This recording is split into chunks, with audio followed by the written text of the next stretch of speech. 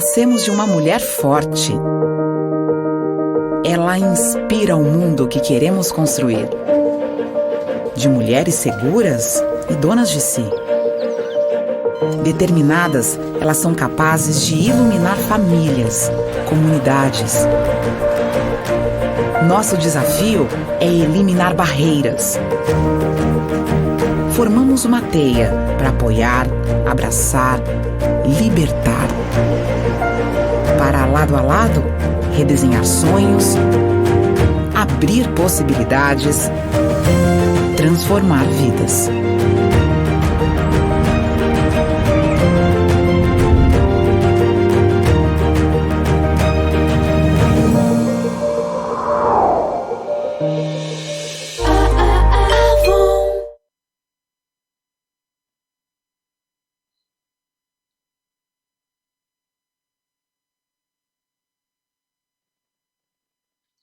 Bom dia a todas, todos.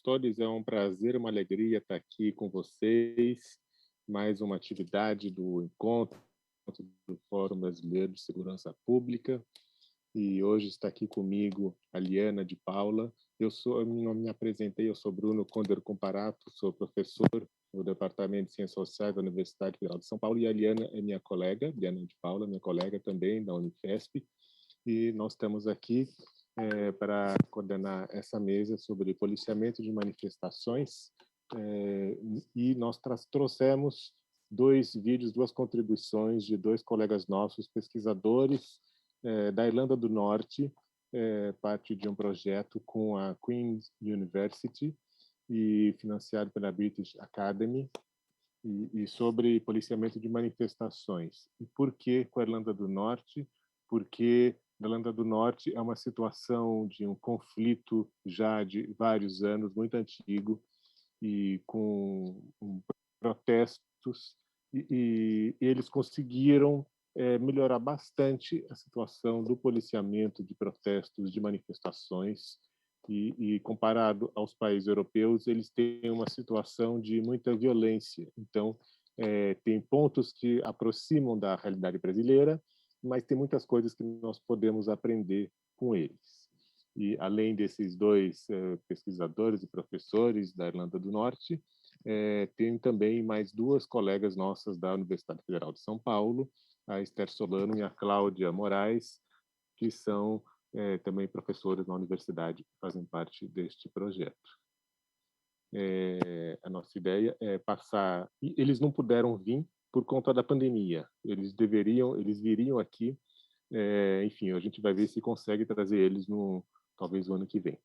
Então, eles gravaram esses vídeos e nós conseguimos fazer a legendagem, a tradução para o português, vocês vão poder ler nas legendas. E eles vão falar em inglês, obviamente. Eu não sei se a Liana quer falar alguma coisa. A nossa ideia é passar primeiro o vídeo do John, que tem cerca de meia hora, e depois o vídeo do Tim, que tem uns 12. Mas antes disso, nós vamos ter uma poesia, porque, enfim, a gente precisa, quando trata de temas tão difíceis como violência e segurança, ter poesia e empatia por essa poesia. De uma poeta, deixa eu ver o nome aqui que eu anotei, Mídria. Eu queria escrever sobre tudo o que cabe. Hoje tive um desses bons dias em que tomar sol na laje com a família reunida é suficiente para lembrar que o que importa e reverbera mora mais perto do que se pensa, cabe num espaço menor do que se imagina. Hoje os protestos inundaram as ruas com fogo e eu queria estar lá, mas eu também queria estar aqui.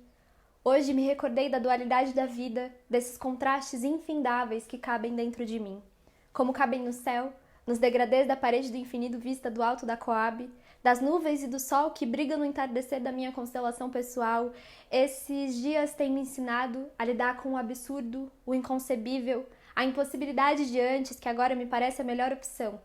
Esses dias de ver meninos soltando pipas de máscara, esses dias de dizer fica em casa, mas sai pra rua se for pra estancar. O sangue mancha nossa pele e o único jeito de limpar às vezes é queimar. Queima, queima, queima, queima, queima tudo. Queima o que sobrou do colonialismo, queima a falta que mora em cada corpo preto da certeza do amanhã, queima o que não dá mais para engolir para que o ar possa passar, desobstruir os sentidos de perceber a realidade, criar novas referências. Para alinhar os chakras, taque fogo. Depois de meditar, assine uma petição pedindo a saída do presidente, se alinhe com o centro apenas em casos estritamente extremos de necessidade de repelir o fascismo ou apenas com o próprio centro para encontrar a razão da vida. Yoga kemética te reconecta com suas raízes, abre espaço para a sabedoria das suas ancestrais te abraçar. Tem dias que o banzo vai ser mais forte, desses em que você vai precisar conversar com essa ancestralidade em voz alta. Escrever carta, escutar vozes no vento, ler seus registros de vida e persistência, para que a vida fosse algo além de receber um auxílio, uma reparação sem data, algo além de esperar a ajuda de um governo que não se segura sequer sobre si mesmo. Nossa organização, às vezes, sempre tem que ser da base. Vai adubando de pouco a pouco, pensa em si mesma como a árvore bonita que você quer ter plantado no quintal. Faz desafio de abundância do Deepak Chopra, escuta o podcast da Oprah, leitura de ficção, quando a realidade parecer dura demais.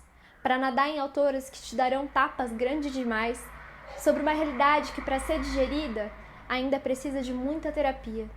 Para digerir um ano que parece um século, vai ser necessário terapia todos os dias da semana. Viver um momento histórico vai exaurir nossas energias. Então, anota num diário para os seus descendentes que, se eles viveram, a gente esteve aqui antes, vivendo as lutas profundas de olhar para dentro de si. Enquanto não dá para sair lá fora, percebe a infinidade de galáxias que tem aí dentro. Faz automassagem nos pés depois do banho, se toca, respira a alma depois de ler uma notícia difícil. Escuta seu corpo quando ele não quiser fazer nada. Perfuma você mesma, porque o grande rolê virou mais do que nunca o agora. Ser poeta na quarentena é péssimo, e eu só quero que esse texto, de alguma maneira, desanuvie a mim e a quem quer que escute.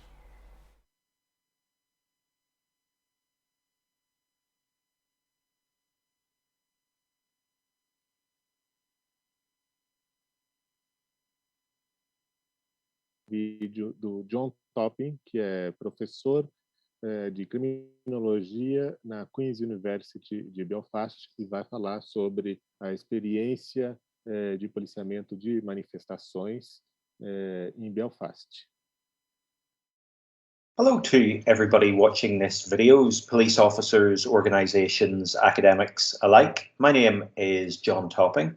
I'm a senior lecturer in criminology here at Queen's University in Belfast, and I'm also a fellow of the Senator George Mitchell Institute for Global Peace, Security and Justice, also here at Queen's. And this is a relatively short talk for everybody on, of course, the topic of public order policing, in conjunction with this event which has been run by Bruno, who I've had the pleasure of working with over the last couple of years on this British Academy Newton-funded project. And just to give you a little bit of background about myself, as I said, I'm based here at Queen's University in Belfast, and I'm a criminologist with a specialisation in policing. And over the last 15 years, I've had the pleasure of working mainly with the police service of Northern Ireland in a whole variety of roles related to operational policing, everything from stop and search through to police officer training, and most pertinently for today, of course, public order policing, which is what I'm going to talk about for a little bit of time. And I think prominently, just to start off, of course, I think Northern Ireland is characterised by the conflict from 1968-69 onwards through until the Good Friday Agreement of 1998. And even, of course, beyond that, in the post-conflict phase, as you might call it, we're still very much characterised not just by violence, but also the potential for violence between the various communities that we have. Of course, in terms of the policing context, we still, in 2021, in the North and Northern Ireland, have what is classified as a severe terrorist threat. We still live in an extremely divided community in terms of the Protestant and Catholic divisions.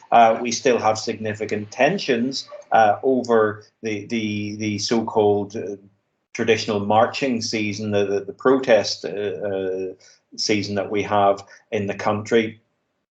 Yet at the same time, I would also say as a country, we are very much characterised by normality to policing. We have a largely community-oriented police service. We have some of the lowest crime rates in Western Europe. And of course, we've gone through the police reform process where we have, in general, all sides of the community accepting of the police service and the policing institutions around us. So very much, I would say, a story of contradictions in Northern Ireland. And of course, that plays out into the different scenarios which the police service has to deal with, this hybrid of delivering a normal service, yet set against very abnormal circumstances, set against very particular and violent history with both sides of the community. So why am I saying this? This all plays into the changing nature and the potential, and for yourselves thinking about watching this, the potential different approaches that there are to approaching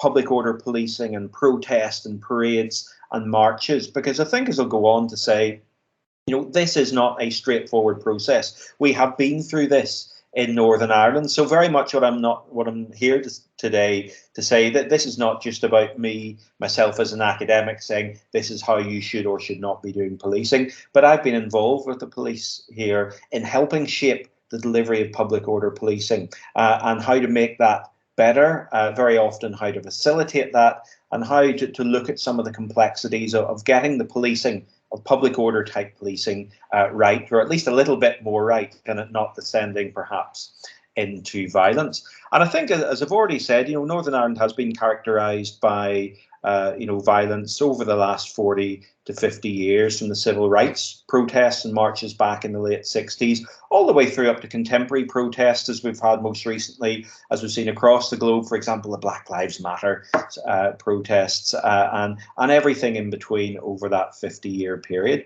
And I think public order in general, for yourselves listening, it does tend to be used as very much a catch-all term to include every sort of scenario and situation, from, I suppose, what you might call as horizontal protest and violence. Horizontal is in between the state and the public generally, and also horizontally between different sections or competing or opposing sections of the community as well. But out of that, what I would say is there does tend, and there has tended to be, probably an underappreciation of the role and the perspective of communities and the public in the management, the containment, the organisation of public order situations and the potential from violence thereof. And again, I say that because I was directly involved in a 2-year-long piece of work with the Police Service of Northern Ireland, looking at community perspectives on public order policing. Because I think the one thing I would say is that,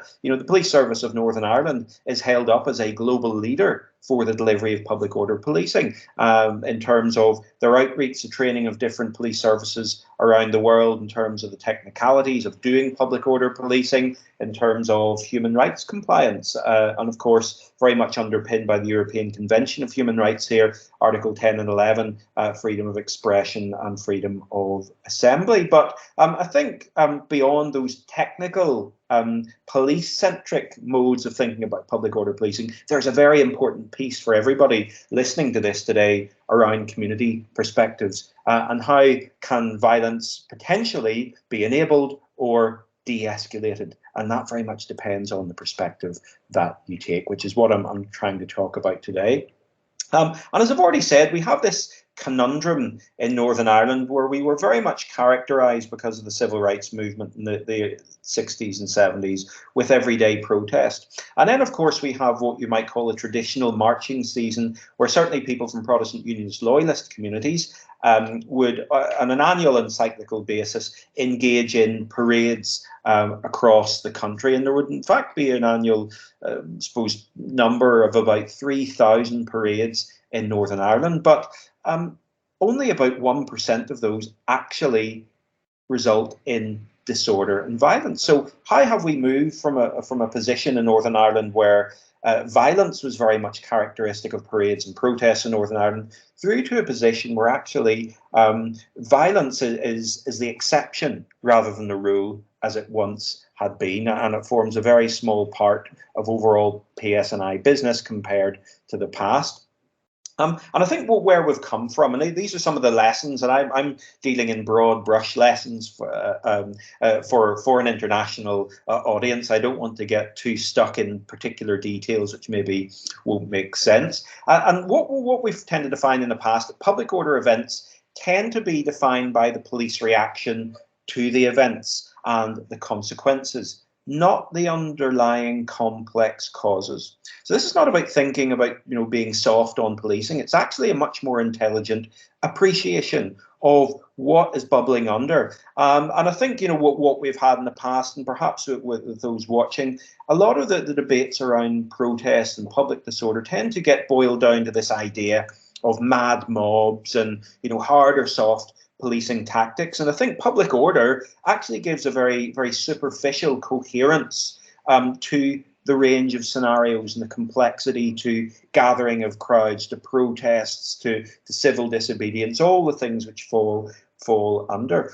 Because of course protests and parading and disobedience, whatever it happens to be, can take many different forms, and perhaps the same in Brazil as well. It's an acceptable alternative to the failure of politics in some cases. It's also a symptom of political and social and cultural division between different communities. Remember back to that horizontal and vertical analogy I used. And it can also be a form of symbolic grievance about particular circumstances, communities or activists might be trying to get across. So I think that's a very fundamental, simple building block. What are we actually talking about when we mean public order? So to simply cast a group of people as this mad mob intent on violence, you're losing from the start as a police service, and that's something which I think one of the most important lessons. And I think the other thing as well, what we've come from is a position in Northern Ireland, at least with the police here, that public order policing is much more than about containment. Okay, public order policing is actually about getting a resolution, and in some cases facilitating particular public order events to avoid violence, not facilitating to be soft on the groups of people involved, but the violence is not an inevitable consequence of protest. In fact, it's a very predictable consequence depending on the course of actions that you actually take. So I suppose you can look at it in a couple of different ways. First of all, we have what you might call contained public order. So this might be in the context of a planned parade or protest. So if you're a police commander, you may know that on a particular day, Saturday of next week, there's going to be a protest about civil liberties in a particular area of the city. That's very much contained, okay? And that's very manageable, where order can be maintained through particular, perhaps, rules or boundaries being set.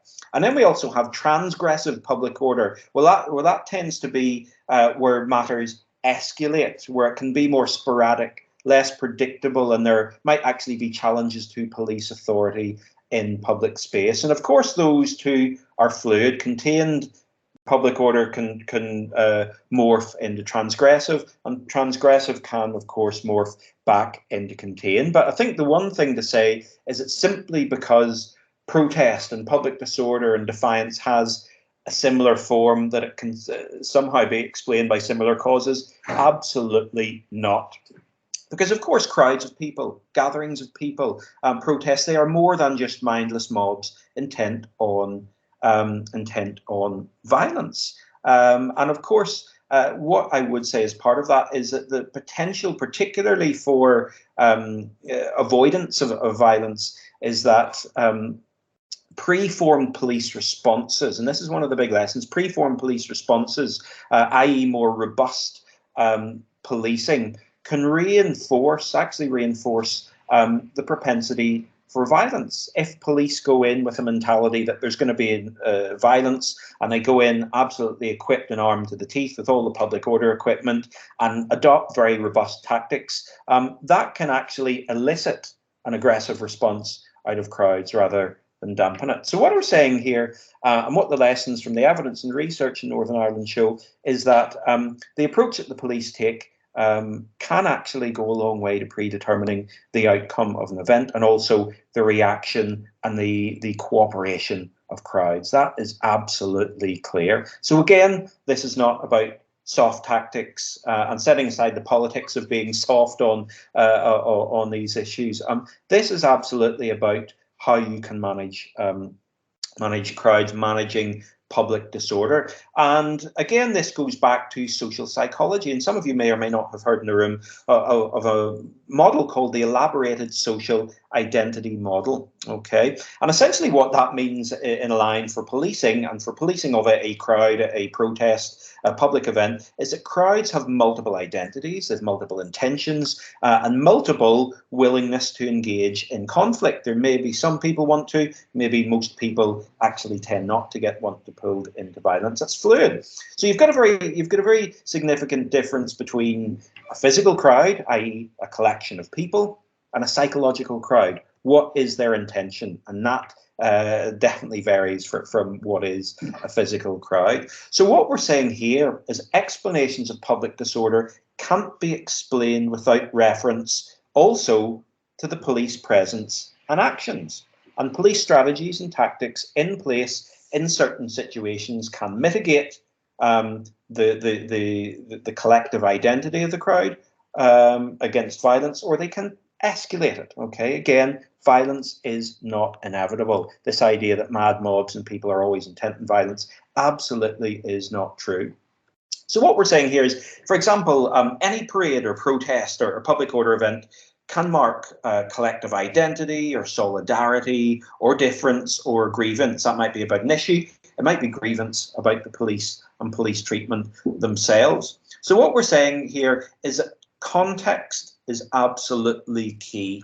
Okay, and I'll come back to context in a moment, because how do you as police treat a crowd can trigger transgressive effects through this sort of ripple effect where a group identity becomes shared. So if, for example, you're the police and you are without warning to suddenly bat and charge a crowd, okay, the ripple effect of that is to create a shared group identity amongst that crowd from the elaborated social identity model that they are under attack, and they are therefore more likely to defend themselves and escalate and engage in violence themselves. So what we're saying is that group identity can be worked at. I wouldn't go so far as to say manipulated, but it certainly can be influenced in terms of the propensity for a crowd to engage in violence or not. And what the elaborated social identity model tells us, and this goes into police planning, this goes into operational tactics on the ground, is that public order is way more complex than violence itself. And de-escalation is therefore possible. It's not always about escalation to violence. It's not always about the presumption of violence. It's about this idea that de-escalation it's also a possibility, but that requires perhaps sometimes a more complex set of responses. Because again, crowds do not just appear or materialize and collectively decide that they are going to engage in violence or disorder or disruption. Because, of course, depending on what that protest is actually about, there are, of course, many underlying factors for police commanders to consider about the treatment of particular groups. So you've got the structural dynamics of police community relations. So if you come from, as with Northern Ireland, a scenario where you have very significant broken or damaged relations with the police and communities and the particular groups that are protesting, of course, you need to factor that in. That may bring with it perhaps a greater propensity for that crowd to engage in conflict with the police. So how can we mitigate that? How can we manage against that? Are there steps we can take even before that protest or parade happens that might help to reduce that possibility? There are also the political and ideological relations between the police and communities and protesters. And from the protesters' point of view, they may have very particular ideas about the political ideology of what the police want to achieve. But that may not be actually what you as a police service or force want to achieve. So again, how can you align the objectives of what the protest is about? And then you also have situational factors as well in terms of police tactics in terms of where a protest or parade is happening, and also interactional factors as well in terms of the levels of robustness which the police or the public may actually show. So that's a complex set of dynamics which can feed into violence or feed into a more peaceful outcome.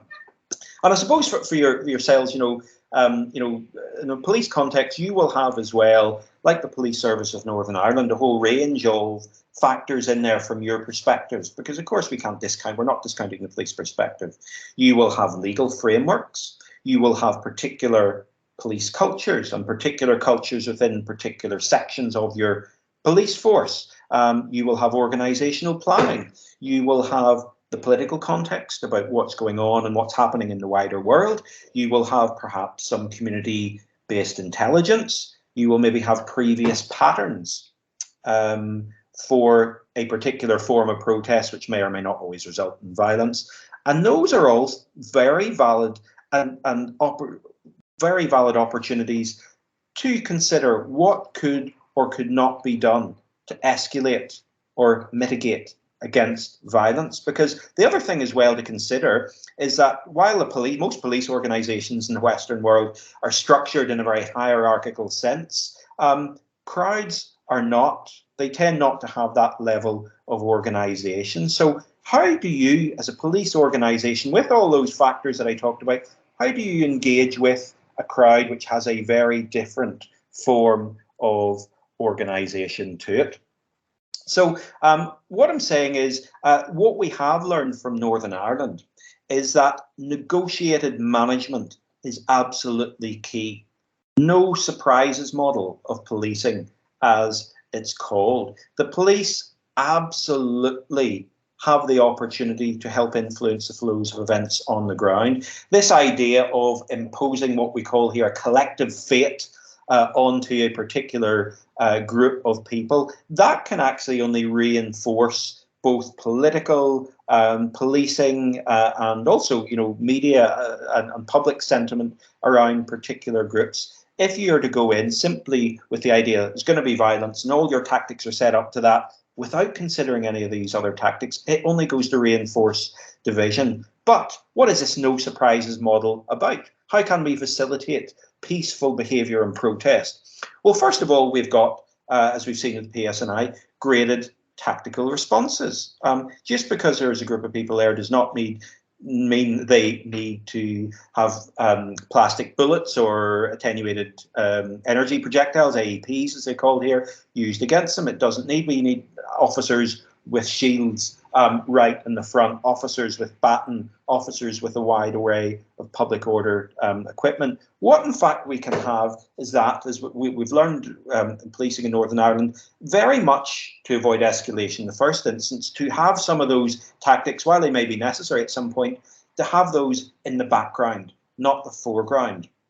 Having dialogue with protest and parade organisers, making that information-led, having two-way communication, having softer officers on the ground to be able to speak with organisers, to get real-time information about what's happening, or whether crowds are happy or not with how they're treated, whether it's something that the police are doing which is actually really getting the backs up of crowds, or vice versa, because of course, as we've said, crowds are not fated to be involved in violence. And if some negotiated boundaries can be placed around through dialogue and agreement before an event even happens, as we have with parades in Northern Ireland, that can actually help to put some very clear boundaries for both the protesters and parades and also the police, that there's no need to go from 0 to 100, if you like, in terms of the outcome and the immediate escalation to use of force against particular people. Because what we have here, our course are beyond the actual right to protest, we also have a parades commission, and that sets very clear. So if you're a group or an organisation, or you want to organise a parade, for example, in the middle of Belfast, you actually need to put an application in to the Parades Commission, and it will make a determination for these processions about the conditions. It will look at history, it will look at context. So what that does is help to place very firm boundaries, and then of course the police will be aware of that, and the police can then look at those conditions placed on the parade,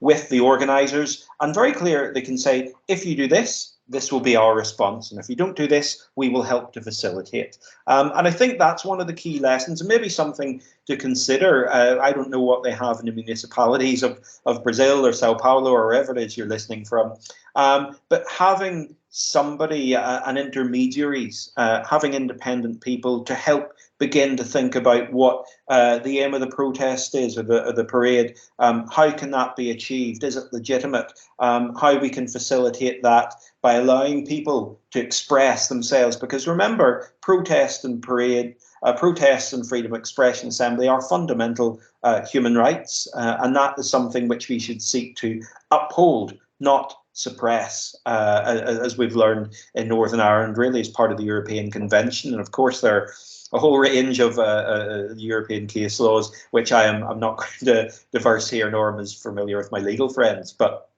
I think this idea that when you take all this together, if you look at what has been achieved in Northern Ireland from very much the mad mob escalating public order tactics 30, 40, 50 years ago, and we look to an approach now that we have, where we have moved from a human rights framework, where we have a right to protest, right of freedom of expression, right of freedom of assembly. There is not, and there nor should there be, an automatic or default assumption from the police that protests should be somehow constrained and suppressed. Actually, how can that be facilitated? How can that be maximised within certain or particular boundaries? And also the idea of escalated approaches. So not, this is the other valuable lesson, not presuming violence, not going from nothing to immediate use of force tactics. Does a conversation work, first of all? Can even a more robust, simply or a change in police presence signal that maybe the parade or the protest is stepping out of line? Do we really need to use of force tactics? And having plans in place and making sure that has human rights compliance, because of course freedom of assembly and expression are not unqualified. Of course that needs to be balanced with the potential for violence, Article 2 violations as well. So it is about, and the valuable lesson for Northern Ireland is striking a balance, okay, and making and doing and putting in plans in place to make sure that we can mitigate against violence. Now, sometimes, of course, violence does happen. There will need to be a robust police response using tactics, but even at that, does it necessarily need to use the maximum force? Is there something less? And of course, this goes into some of those wider debates that we have. What is the fundamental outcome of your relationship as police services with communities? Do you want to have endless cycles of violence, of tension, of division? Or is your approach, do you see that as part of a wider package of community-oriented policing, as a police service who can perhaps be seen to engage with communities? It's over creating a relationship and situating that within a wider community-oriented framework. And very much public order policing, because of the symbolic nature to it, has the power to create those signals to the community, but also politically as well, because while politically there may be pressure on police services, as we've had here, to use stronger tactics and beat them off the streets as might be used. Well, actually, we don't need to do that. We don't need to create such long-term problems between the communities and the police. And there are different ways to achieve the same aims and, in fact, gain community compliance along the way. So I think overall, just to finish, I've just given you a slightly higher level overview of what we've learned in Northern Ireland. I know Bruno had asked me to talk for 15 minutes and I've almost doubled that, but I think it's important to say some of these things. Mutual and communicative understanding between groups and the police is clear, delimiting the potential for violence. And I would really strongly suggest you have a look at the elaborated social identity model. You've also got the power of communication like never before. So social media, Facebook in the lead up to protests and on the day, you know, looking at responses, being alive to the sentiment of communities. And also this idea of integrating these seemingly contradictory positions of community policing and public order policing, because the delivery of public order policing in isolation, I think, you know, will only ever achieve certain aims. So what is the bigger goal of your approach, and who you're trying to work with? And finally, the last thing I would say is that there are, of course, as I've talked about, many implicatory factors. There are also many dampening factors which can you know, create the potential or not for violence as part of any particular public order event. And what I would say is we've learned nothing else from the police service here in Northern Ireland is that police only responses in terms of police tactics and use of force without recourse to any other considerations do so at your own risk, because the inevitable consequence of that is that you're only likely to create and escalate violence and division rather than de-escalate it. So I will pause and stop there. I know I've gone slightly over my brief. This talk may have brought many questions. Some people may have found it interesting. Some people may totally disagree with it and think, you know, absolutely not. But what I'm saying, anything I've said here comes from direct experience and the journey which the police service of Northern Ireland have gone through over the last 20 years in terms of understanding what works in public order policing. So all I can say is I hope it has raised some talking points for the academics and community activists in this audience to get you thinking about, you know, your need to communicate with the police as well, and also the police need. What about your organisation? How could you do things differently? And is there an opportunity to do things differently? And if not, what are those barriers in the way? So thank you to everybody for listening, and I hope you enjoy the continuation of the day and the event that Bruno has very kindly organised as part of this British Academy Newton Advanced Fellowship grant.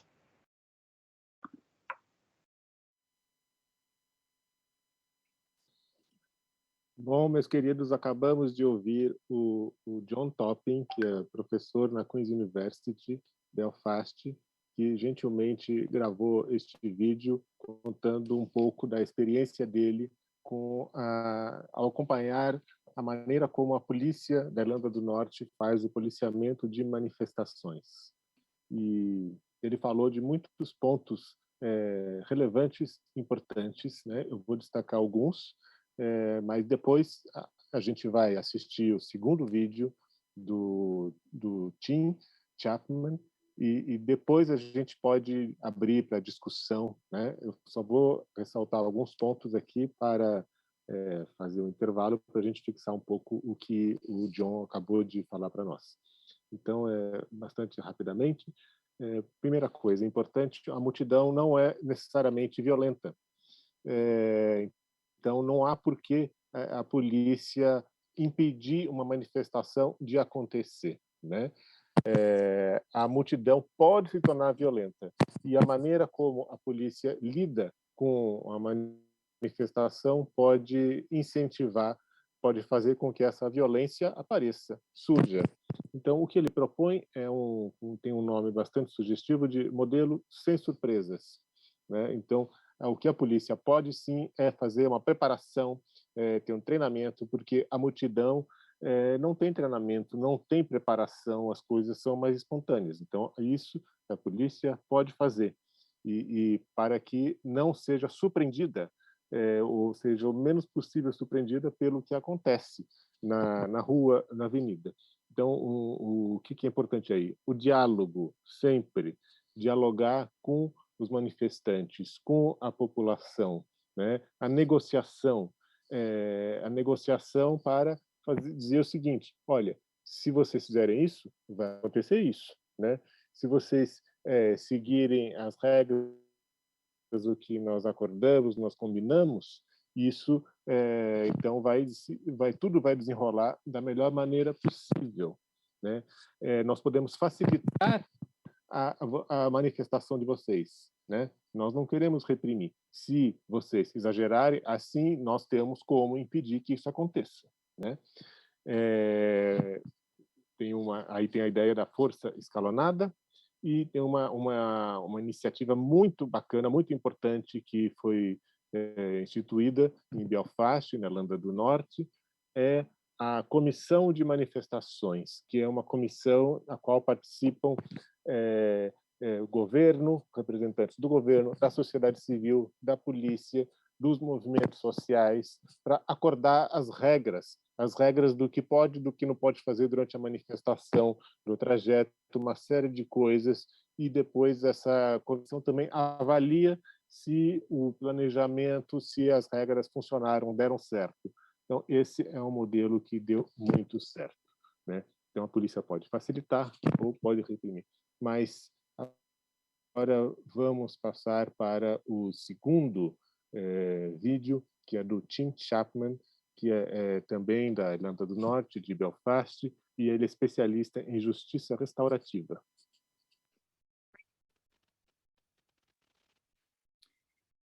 Hello, thank you for inviting me to contribute to your important congress.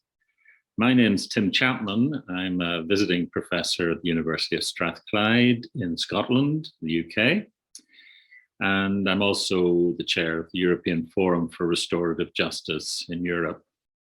I want to talk today about policing political protests and the use of restorative practices to maintain these protests as peaceful rather than sort of disintegrating into chaos, disorder, and violence. And I'm basing this on a major research project that was known as Alternative in Northern Ireland and in 5 other European countries, but I'm going to speak about Northern Ireland as a case study.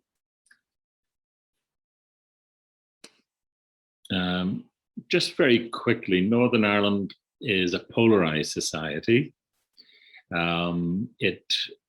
This polarization originates in injustices caused by the partition of Ireland and the creation of the state, which was never accepted by the nationalist community. During the early years of the state, there was prejudice and discrimination against the Catholic population in terms of housing, employment, and in fact, power within the local councils and the assembly. This resulted in protests, a civil rights movement, which was peaceful, but unfortunately was repressed by the state. And this opened up the opportunity for a 30-year campaign of violence for political ends that only really ended in 1998 with a peace process. And we're still trying to implement that peace process. We're certainly not a society at ease with itself yet. That's just a little bit of background. Now, about restorative justice, this is how the European Fórum for Restorative Justice sees it. Firstly, that the restorative justice is essentially about connecting people to restore just relations. So this obviously has a relevance to polarized societies where people have separated, are not connected, and also feel a sense of injustice in relation to the other group. More specifically, restorative justice is an inclusive approach of addressing harm. And by that, I mean that those who are most affected through a situation of harm or a harmful event or conflict are involved in actively participating in dialogue so that they can come to a common understanding and agreement on what should be done about the harm or wrongdoing. And the aim is to repair relationships and to achieve a sense of justice from the process. The values that support restorative justice are respect for human dignity, solidarity and responsibility for each other in society, justice through accountability, and the inquiry into truth through a process of dialogue. Those are the key aspects. And harm, crime, conflict, disorder violates each of those values in different ways. So the aim is to develop a process that restores those values in society. As I said, what I want to share with you is a product of research, the alternative research, and 2 books have been published on the basis of that research. One is a theoretical book, Restoring Justice and Security in Intercultural Europe, and the other is more describing the action research in the 6 different countries, the sort of details of what we did and the context in which we conducted the research. Part of our approach in Northern Ireland, and I was with Ulster University at the time, was to train the protagonists in the conflict in Northern Ireland. So we trained police officers in restorative practices. We trained prison officers in the similar how to maintain restorative relationships within the prison. We also worked within the prison with politically motivated prisoners who were serving long sentences for acts of violent extremism.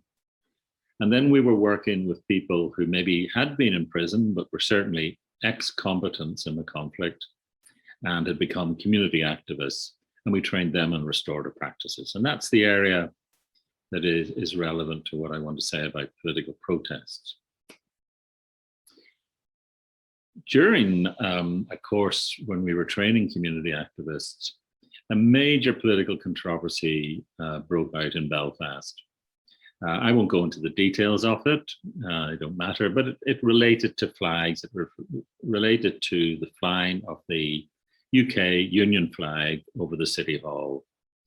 And the council voted to reduce the days that it would be flying. And there was an immediate political reaction amongst unionists and particularly loyalists, more militant working class unionists. And this picture represents the protest. In areas where loyalists predominated, there were protests at critical times of the day when people were going to work or coming back from work, where they would block the roads for maybe several hours. The aim was to disrupt normal life in order to draw attention to their grievance. As I say, at that time, we were training community activists in conflict resolution and restorative practice. And there happened to be people we trained in most of the areas where these protests were taking part. And in one area in South Belfast, the activists were very successful in mediating between the protesters and the police. And there was very little violence or disorder caused by the protests. People were able to protest as their democratic right. The police protected property, but they didn't have to intervene to break up the protests. And what happened was that the mediators would mediate between the protesters and the police on, when should the protest finish, how should it be conducted. And it was very successful. And when we looked into, what were the success factors, it was because the mediators already had a good relationship with the police. They'd worked with the police, particularly the police based in community policing, for many years. And there was trust, there was respect, and a sense of responsibility between the mediators and the police.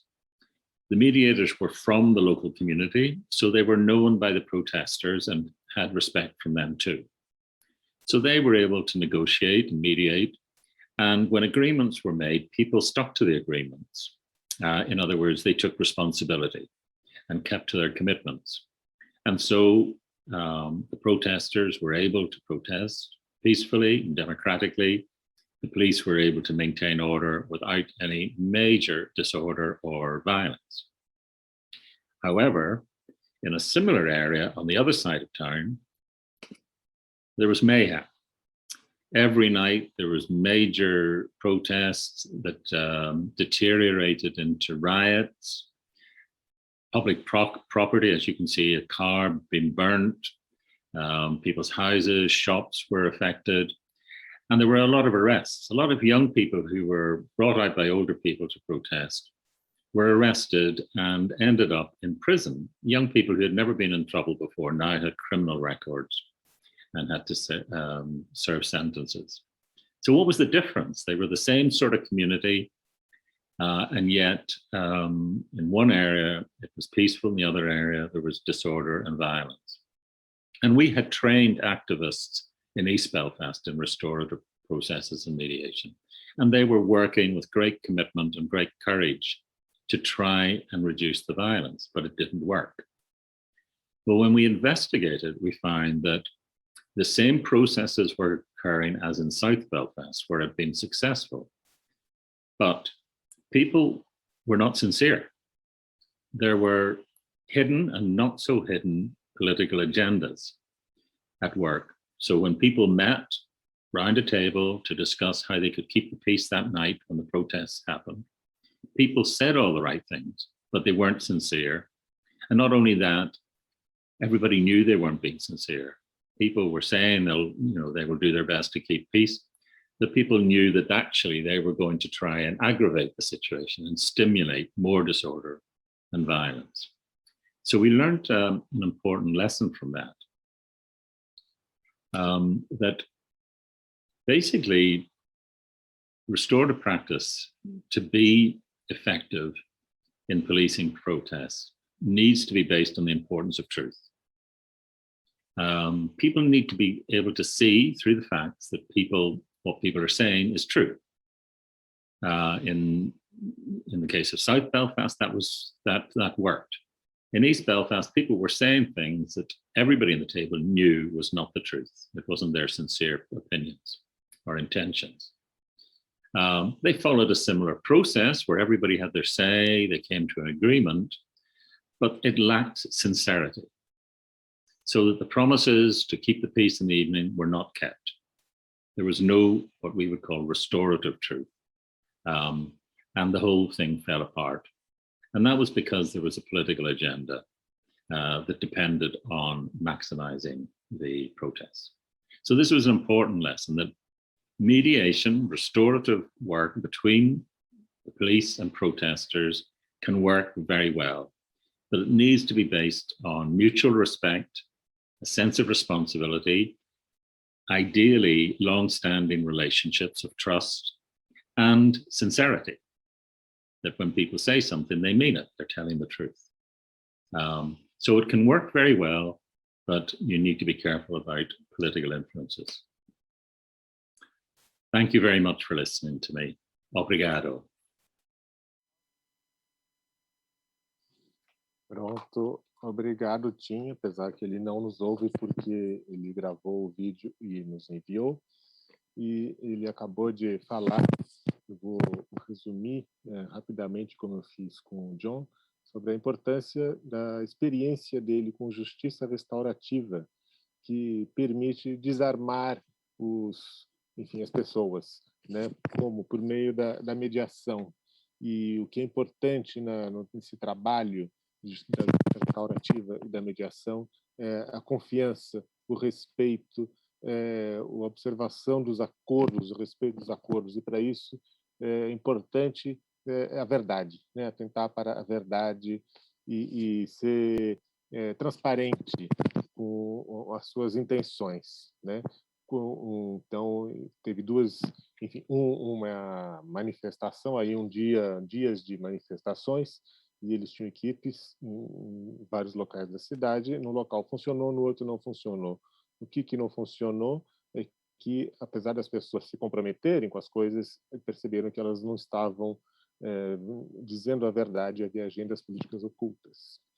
Então, enfim, essas são questões importantes que nós podemos debater daqui a pouco, mas antes nós temos dois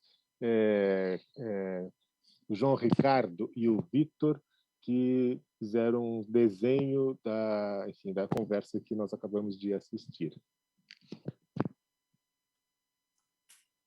Oi, o desenho ainda está sendo produzido, mas já posso mostrar o que foi feito até agora.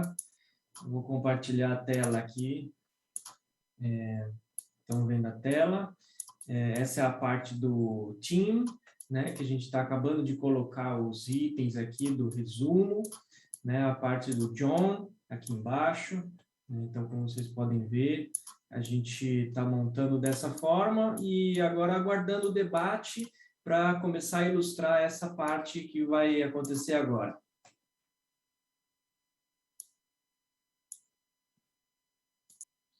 Muito bom. Desculpem, eu confundi um pouco as coisas, mas não faz mal, assim a gente já acompanha o trabalho funcionando. Agora, eu não sei se a Liana quer falar alguma coisa, certamente, né? Mas também nós podemos abrir para o debate, então, aqueles que quiserem intervir, tiverem perguntas, por favor, podem fazê-las. Bom, boa tarde a todas, todos e todes, né? Aqui nós estamos na mesa de policiamento de manifestações em Irlanda do Norte. Como o Bruno falou, né, os nossos colegas irlandeses gravaram gentilmente seus vídeos para a gente poder legendar e passar para vocês. E como na pesquisa nós estivemos lá e a gente tem acompanhado e dialogado bastante com os nossos colegas, o Bruno e eu nos predispomos a estar aqui justamente, né, para, além dos vídeos, tentar dialogar, enfim, né, com quem está participando e ver se há questões, comentários, coisas que a gente possa responder pelo que a gente conseguiu descobrir até aqui da nossa pesquisa. Acho que é isso, né, Bruno? Exatamente. Bom, enquanto as pessoas começam a pensar nas perguntas, acho que a gente pode contar um pouco da nossa viagem lá para Belfast. E, enfim, foi realmente muito interessante e surpreendente, por mais que a gente leia coisas, enfim, relatos em livros, nos jornais, enfim, notícias. Estar lá é uma experiência única, porque é uma cidade dividida, né? Tem um muro que separa os bairros. Enfim, o que tem duas populações, protestantes e católicos, mas não é que se trata de um conflito religioso, é que na origem, 2 ou 3 séculos atrás, era essa origem, né? Mas hoje em dia não. O que se passa é que os protestantes são vindos da Inglaterra e são considerados como ocupantes, né? Então, esses são os unionistas, legalistas, loyalists, que são fiéis à coroa britânica. E quando eles chegaram, eles ocuparam, enfim, as posições de mais poder. E o outro lado são os católicos de cultura irlandesa, gaélica, e que era a população original lá. No começo do século XX, teve um processo de conflito e separação e criou-se a República da Irlanda. E uma pequena parte da Irlanda do Norte permaneceu ligada à Grã-Bretanha. Então, a gente fala protestantes e católicos para identificar os dois lados, né? Mas, inclusive, eles falam, quando alguém é ateu, diz, mas você é ateu protestante ou ateu católico? Porque o que define as populações são essas características. E tem muros que separam os bairros, então tem, inclusive, às vezes são quarteirões, o quarteirão é católico, o outro é protestante, e os ônibus, eles fazem um itinerário de maneira a passar só por bairros católicos ou só por bairros protestantes. E tem os muros que separam, aqueles muros nos quais tem os murais que caracterizam Belfast, são muito conhecidos, muito interessantes, são, inclusive, em alguns desses muros. E, à noite, ainda hoje, o processo de paz tem 20 anos, né? Foi em 1998 a assinatura do Acordo de Paz, Então, hoje dá para andar tranquilamente pela cidade, mas à noite eles ainda fecham o portão entre os dois bairros. Deixa eu ver se tem umas perguntas aqui. Tem uma pergunta do Aldo Colombo Júnior. Tal respeito pressupõe uma postura firme e ética das ações do sistema de justiça criminal. Aldo Colombo Júnior. E tem uma outra pergunta, um comentário do Francisco Márcio Rodrigues Freires, que diz que já fez parte do CDC Controles de Distúrbios Civis e sei o quanto é complicado estarmos diante de uma multidão inflamada em protestos. Sim, realmente, é um desafio. Eu quero dizer que eu não gostaria de estar na pele de um policial que tem que enfrentar uma multidão enfurecida no protesto, né? Por isso, o que nós pudermos fazer para desarmar essas situações de tensão, né? E o que a lição da Irlanda do Norte é que isso pode ser feito pelo diálogo, né? Pela comunicação. Agora, não é um diálogo apenas durante a manifestação, né? Sim, tem um mediador que facilita o diálogo, mas esse diálogo é muito anterior, né? Por isso que eles falam, inclusive, bastante, insistem na importância do policiamento comunitário, que é o que permite estabelecer relações de confiança entre a população e o policiamento. E aí as pessoas acreditam umas nas outras, né? É uma relação de confiança que se estabelece. Isso é muito importante. Eu vou passar a palavra para a Liana. Eu não teria muito a acrescentar. Na verdade, o documentário, né, do Aldo Colombo é a questão do respeito, na verdade. O Tim Chapman não está falando de sistema de justiça criminal. Na experiência da Irlanda do Norte, a justiça restaurativa não foi capturada pelos operadores do direito, pelo sistema formal de justiça. Ela funciona muito mais como uma justiça comunitária, né, com as organizações da sociedade civil, que são muito responsáveis pela justiça restaurativa por lá. Então, quando ele chama atenção para a questão do respeito e da confiança, no caso da mediação de manifestações, ele está chamando atenção para o fato de que as lideranças da comunidade, né, das manifestações no Apache de Belfast, não estavam sendo sinceras nem com os mediadores, né, com seus próprios mediadores, nem com a polícia.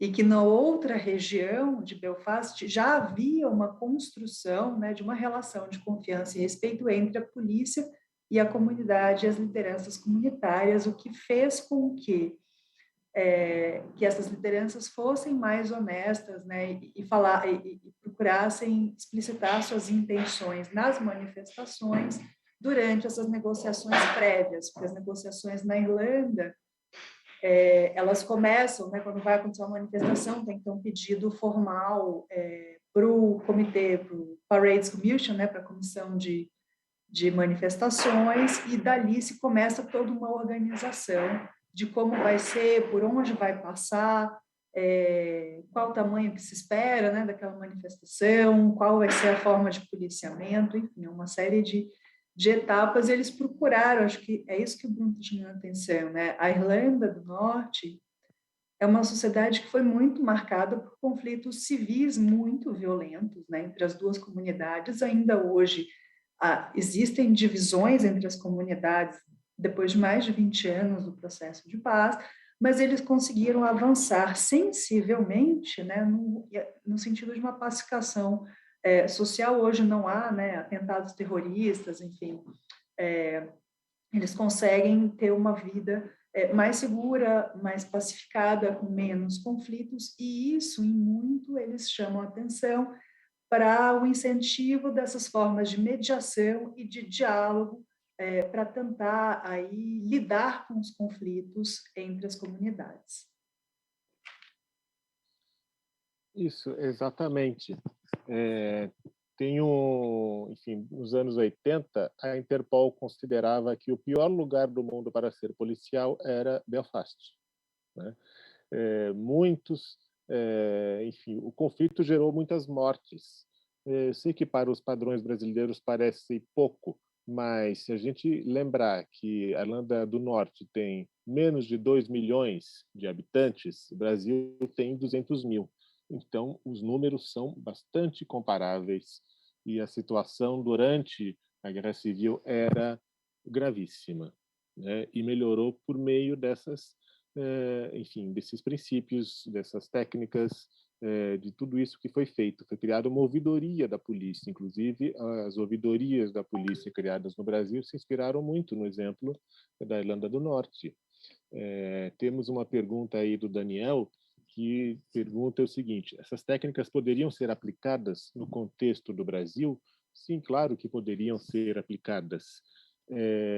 Quando nós estivemos lá, Liana e eu, nós fomos junto com o Tim visitar um centro de justiça restaurativa. Inclusive, entrevistamos, né, nos reunimos com um militante, enfim, ex-militante, ele era Ex-combatente do IRA. Ex-combatente do IRA, e foi até difícil entender um pouco a maneira como ele falava, né, porque era um irlandês bem, enfim, a língua inglesa falada no jeito irlandês, mas ele se reconverteu e ele trabalha com isso, com justiça restaurativa. Então, como transformar um processo de violência, de ódio, numa possibilidade de fazer acordo, porque esse é o desafio. Como a gente sai de uma sociedade com uma guerra civil, não basta assinar um acordo de paz, porque você continua sendo vizinho daquele outro, né? Então,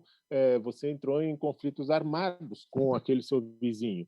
Então, é preciso mudar as coisas. E a justiça restaurativa e o diálogo, sobretudo, permitem isso, né? Então, seja num momento específico, numa manifestação, num protesto, seja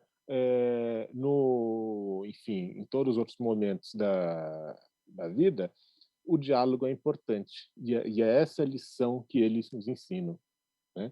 Tem várias outras perguntas. Tem do Gerson Luiz Buzenko, que diz o seguinte: professor Bruno e professora Liana, diante da experiência compartilhada de Belfast, como vocês percebem esse mesmo processo aqui no Brasil? Agradeço pelo momento de debate e aprendizado.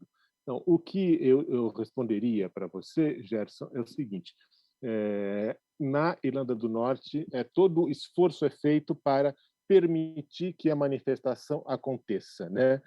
Nós podemos facilitar a manifestação, a polícia pode facilitar, claro, para isso os manifestantes têm que colaborar, né?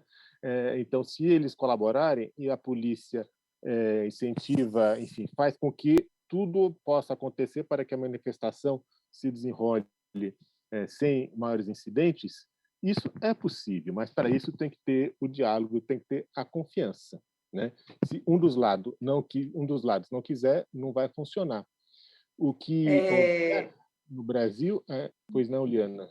Só completando, Bruno, dentro da pergunta peraí, me perdi aqui, do Gerson, é interessante também observar que eles fazem um policiamento de manifestações em condições bastante tensas, né? Basta a gente pensar que eles têm lá a temporada de paradas de cada uma das comunidades, né? Da comunidade católica e da comunidade protestante, e tem um desses desfiles, né, da comunidade católica que é tradicional e passa numa rua, e aí eu já vou falar um pouquinho da pergunta do Denis, né, da demografia da questão urbana. No geral, eles separam as comunidades com muros e portões, né? E à noite os portões são fechados para que alguém de uma comunidade não entre na outra para fazer alguma coisa. Agora, tem essa rua que é a Crawling Road, né, Bruno? Que é uma rua que a rua em si divide num determinado trecho, de um lado a comunidade protestante e do outro a comunidade católica. E uma delas, se eu não me engano, a comunidade católica tem esse desfile tradicional e passa na frente dos protestantes, né? E todo ano é um grande motivo de tensão e tem uma série de planejamentos da polícia. Então, é só para dar um exemplo de que eles estão fazendo um policiamento de manifestações em condições em que há tensão e há possibilidade de conflito, sim. Só que eles partem do modelo, né, acho que o John falou, que é o modelo do no surprises, né? Ou seja, o que vai acontecer na manifestação é negociado antes entre quem organiza a manifestação, a Parades Commission e o policiamento né, de Belfast, da Irlanda do Norte. Então, os manifestantes também sabem que se eles excederem em determinadas ações, que isso vai gerar como consequência um escalonamento de uso de força da polícia. Não é novidade para ninguém, os protocolos da polícia para policiamento de manifestação estão disponíveis na internet, se vocês mesmos quiserem pesquisar, vocês vão chegar nesses protocolos. Então, acho que se há lições, né, a serem aprendidas por nós, eu acho que uma das principais é que uma sociedade democrática precisa de diálogo e precisa de transparência, né? Então, assim, o modelo no surprises é um modelo de via dupla, né? Não só os manifestantes, os organizadores da manifestação, né, mostrarem e dialogarem, negociarem trajetos, o que a manifestação vai, quantas pessoas esperam, mas também a polícia deixa claro para os manifestantes quais são os protocolos de policiamento que vão ser usados, enfim. Então, ninguém, é um modelo sem surpresas, né? Ninguém vai ser surpreendido por algo inesperado. É um pouco isso. É isso mesmo. O papel da polícia é fazer com que as pessoas possam respeitar as leis. E tem que começar respeitando as leis e as regras. E tem uma regra fundamental, que é o respeito da opinião das pessoas. Né? Por que esse tema é tão importante, tão caro a nós? É porque trata-se da possibilidade de exercer o dissenso, ou seja, de discordar do governo, de mostrar a sua posição, seu posicionamento, e sem isso não há democracia possível, né? Então, enfim, as regras são claras para os dois lados. Os manifestantes sabem, olha, se a gente fizer isso, vai acontecer isso, porque a polícia deixa bem claro qual é o procedimento. Então, as surpresas, a ausência de surpresas é para os dois lados. Isso é importante. Mesmo que seja numa situação tensa, a polícia, na Irlanda do Norte, ela consegue lidar com a manifestação e as pessoas vão fazer a sua manifestação, o seu desfile, a sua marcha, porque eles sabem que não necessariamente vai acontecer violência. Não é porque a população está na rua que vai haver violência.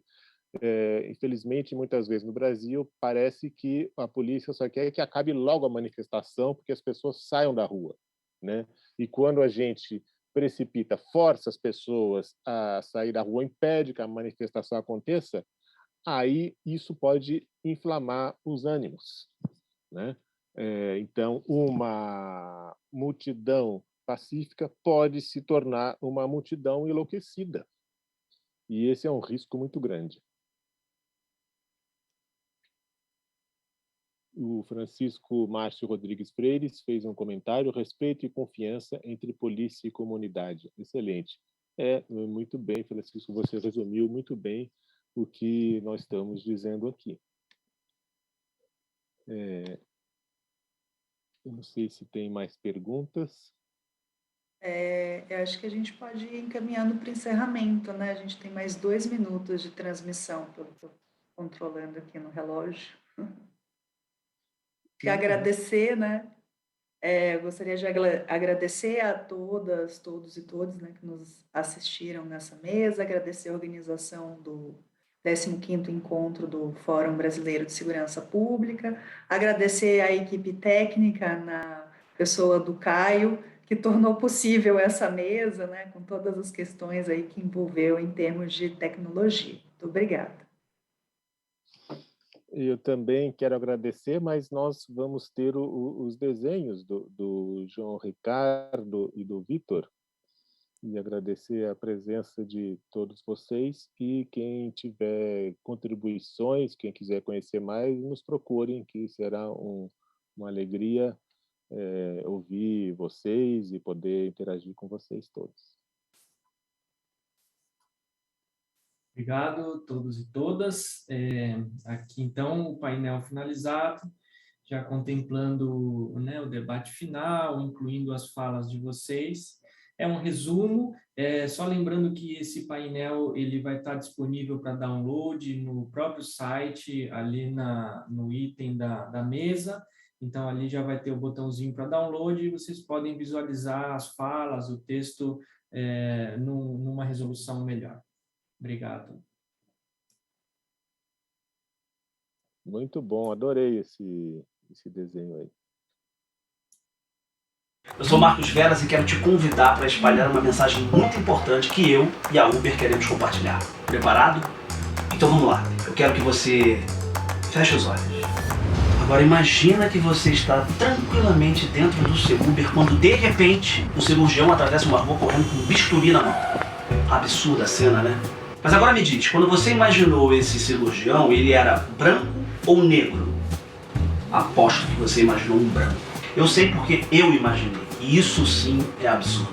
E é por isso que eu estou aqui, junto com a Uber, para te explicar por que isso acontece. Calma, não sai daí. Vai dizer que você não está curioso para saber por que você imaginou um cirurgião branco? Lembra daquele personagem médico bonitão da novela? Ele era o quê? Branco. E o médico dos filmes, das séries, das reportagens? Branco, branco, branco. Essa imagem foi repetida tantas vezes desde que nascemos que quando a gente pensa em médico, advogado, cientista, a primeira imagem que vem na nossa cabeça é essa, da pessoa branca. Opa, segura aí, Marcos. Eu sou a Negra Ali e essa é a minha deixa para entrar na sua mente. Branco visualiza branco, mas já parou para pensar que até mesmo pessoas negras visualizam o cirurgião branco? Mas eu vou ainda mais longe, ou melhor, mais perto, da ficção para a vida real. Levanta a mão comigo. Agora baixe um dedo para cada frase que você concordar. Já fui atendido por pelo menos 3 médicas ou médicos negros. Aquele restaurante chique que vou em ocasiões especiais está sempre cheio de clientes negros. O chefão da empresa em que trabalho é uma pessoa negra.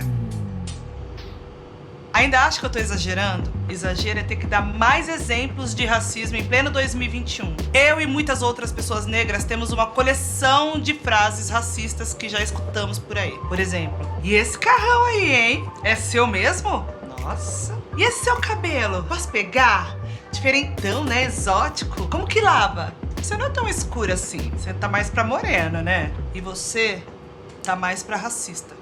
Essas atitudes estão tão presentes em nosso dia a dia que muitas vezes reproduzimos sem nem pensar. E quando a gente reproduz esse comportamento, geração após geração, a gente contribui para um ciclo infinito causado pelo racismo estrutural. Sim, eu, você, todo mundo, mesmo que não faça parte da sua realidade, o racismo existe. E nós, pessoas brancas, temos um dever e a responsabilidade de nos posicionar sobre o assunto. Ouça e repare mais nas coisas que acontecem ao seu redor. E lembre-se que nossas atitudes impactam na vida de outras pessoas. Por isso, sempre que presenciar ou vivenciar uma situação de racismo, denuncie. Racismo é crime. Tanto fora quanto dentro da Uber.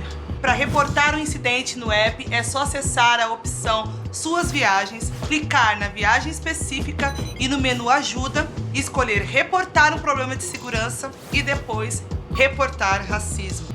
Repense suas atitudes racistas. Continue a mudança em t.uber.com/racismo.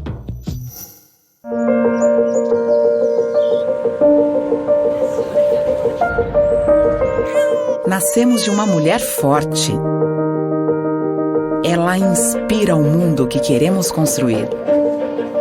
De mulheres seguras e donas de si. Determinadas, elas são capazes de iluminar famílias, comunidades. Nosso desafio é eliminar barreiras. Formamos uma teia para apoiar, abraçar, libertar. Para lado a lado, redesenhar sonhos, abrir possibilidades, transformar vidas.